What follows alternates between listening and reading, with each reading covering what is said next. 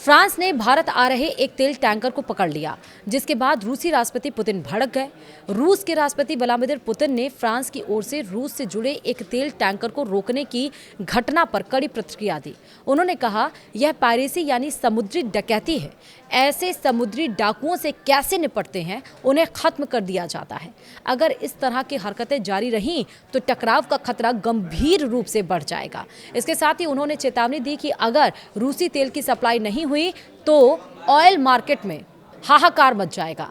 बिना रूसी तेल के दुनिया की अर्थव्यवस्था नहीं चल सकती। तेल की कीमतें बढ़ जाएंगी। फ्रांस ने कहा कि वह जहाज के कप्तान पर मुकदमा चलाने जा रहे हैं।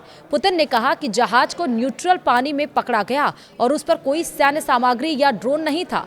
उन्होंने इसे फ्रांस की राजनीतिक चाल बताते हुए कहा कि मैक्रोन घरेलू समस्याओं से ध्यान भटकाने के लिए ऐसा कर रहे हैं। द गार्जियन की रिपोर्ट के मुताबिक यह टैंकर पुष्पा या बोराके के नाम से जाना जाता है। 20 सितंबर को रूस के प्रीमोर्स तेल टर्मिनल से रवाना हुआ था और भारत की ओर आ रहा था। यह जहाज पहले एस्टोनिया में भी पकड़ा जा चुका है और कई बार अपना नाम और झंडा बदल चुका है। फ्रांसीसी नौसेना ने जांच में पाया कि जहाज किसी देश का असली झंडा नहीं फहरा रहा था और दस्तावेजों में गड़बड़ी थी। इस वजह से जहाज को यूरोपीय संघ की प्रतिबंध सूची में शामिल किया गया है। जहाज के कप्तान पर चलेगा मुकदमा। फ्रांस के अटलांटिक तट के पास पकड़े गए रूसी बेड़े से जुड़े तेल टैंकर के कैप्टन के खिलाफ फरवरी में मुकदमा चलाया जाएगा, क्योंकि चालक दल ने कथित तौर पर सहयोग करने से इनकार कर दिया। फ्रांस के एक अभियोजक ने बृहस्पतिवार को यह जानकारी दी, यानी कि 2 अक्टूबर को।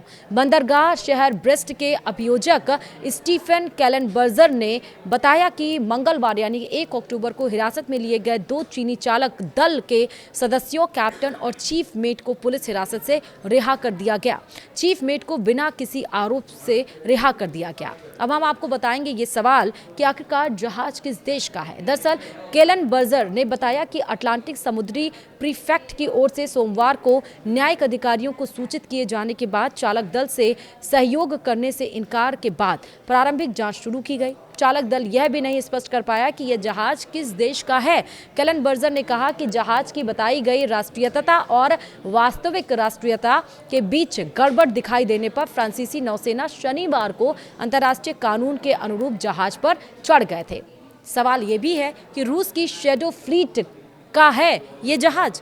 उन्होंने कहा कि फ्रांसीसी नौसेना की जांच में यह निष्कर्ष निकला कि बड़ी मात्रा में तेल की खेप लेकर रूस से भारत जा रहे जहाज पर किसी देश का ध्वज नहीं था। उन्होंने ये भी बताया कि कैप्टन को 23 फरवरी को ब्रेस्ट में मुकदमे के लिए बुलाया गया है। कैलेनबर्जर ने कहा कि कैप्टन को 1 साल तक की जेल की सजा सुनाई जा सकती है और 15,000 यूरो यानी कि 1,76,000 अमेरिकी डॉलर का जुर्माना लगाया जा सकता है।